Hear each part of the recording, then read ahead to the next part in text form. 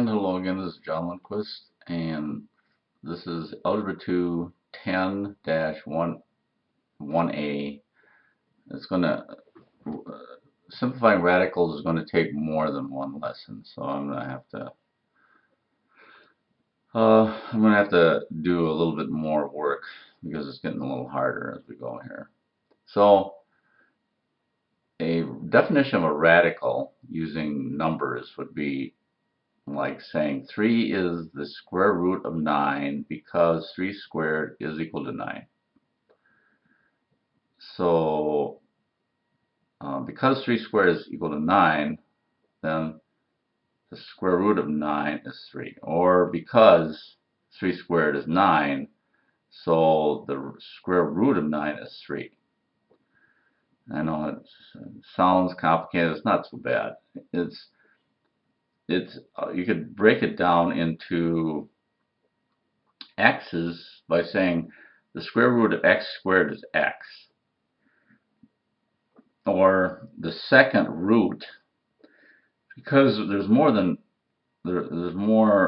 the principal roots. We can say the third root, the fourth root, like here. The third root of x to the third power is x. The fourth root of x to the fourth is x. So the nth root of a to the nth is a. But we're going to get to this in the next video. So we're going to use this. This is the main thing we're going to use. Finding, and we're going to hunt for perfect squares. That's what's the main goal here. So what I want you to take away from this is this. I mean, if you have three, oops, I don't want that. If you want, let's take 3. 3 squared.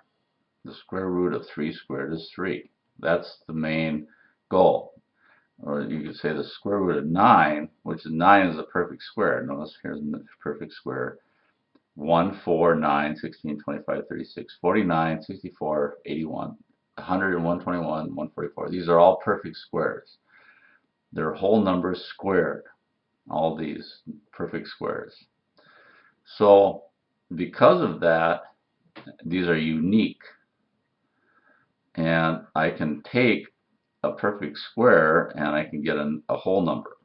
The square root of x of 3 squared is 3. And that's the main modus operandi, I guess you could call it, of this lesson, that we're going to hunt for those. So we go and do it.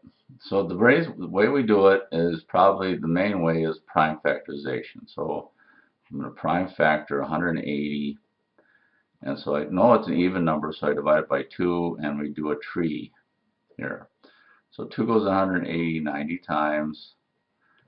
2 also goes into 90 45 times. And 5 goes into 45 9 times, and 9 breaks up into 3 times 3. So the prime factorization then of 180 are these guys right there, which is 2 squared times 5 times 3 squared. And that's 180, right? So I'm going to take it and square root it. And now what we're going to do is something called splitting the radical. I'm going to split this thing like that. And I get the square root of 2 squared times the square root of 5 times the square root of 3 squared. And we're going to use this property right here. The square root of a square is x. The square root of x squared is x. Square root of 2 squared, we cancel, we get 2 times the square root of 5. That's not a perfect square. This is a perfect square. Square root of 9, or 3 squared, cancels, and I get 3. And so I end up 2 times 3 is 6 times the square root of 5. So I get 6 times the square root of 5 as my answer. Now, is that the same? Are these the same? Well, let's just take a look. Take out the old calculator and turn it on and clear it. And I'm going to take the second square root. Where is that? Right there. Second square root of 180. 180 is 13.14640786. Okay, so if I take 6 times the square root of 5, I better get the same thing. And notice I get 13.41640786. Same exact thing.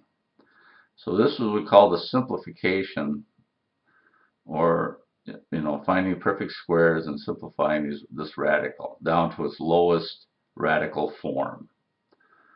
Okay, now we're going to just do this one.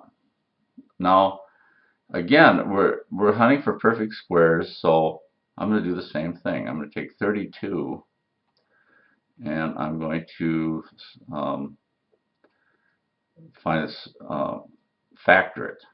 So I'm going to take 2 into 32 and I get 16. But I know 16. Oops. Oh, excuse me. I know 16 is a perfect square. It's 4 squared, right? So I am not going to end the video because I just sneezed. So we're going to just keep going. So 2 times 4 squared, because 16 is 4 to the 4th. 2 squared, and it's right there, right? And then, well, how many perfect squares have I got in x to the 5th? Well, that's the same as x squared times x squared times x, right? To the first.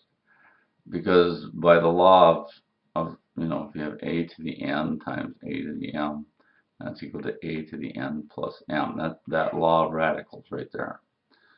And so I can add, if I have the same base, I can add. I'm just reversing it.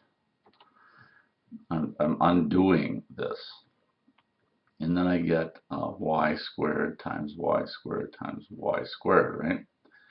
Okay, so then I'm going to split my radical. So I'm going to split it. Split, split, split, split, split, split, split. And I get, what do I get? I get square root of 2, square root of 4 squared, square root of x squared, square root of x squared, square root of x, square root of y squared, square root of y squared, and the square root of y squared. Okay, so now I'm going to cancel. I'm going to cancel, cancel, cancel, cancel, cancel, cancel. So I end up with the square root of 2, 4 times 4 times x times the square root of x, here's the square root of x, times y times y times y. And then I'm going to recombine underneath the radical sign the square root of 2 times the square root of x.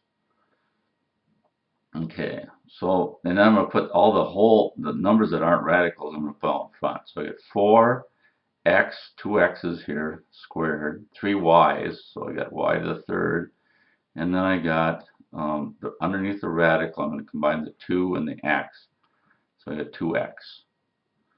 And that's it. That's how you do it. This is the simplified version of this. So it's 4x squared y to the third times 2x. Notice that basically I've just taken, if I took 4, if I took x, I made x to the 4th times x as the 5th, and then x to the 6th, and if I just divided it by 2, I'd get the same thing.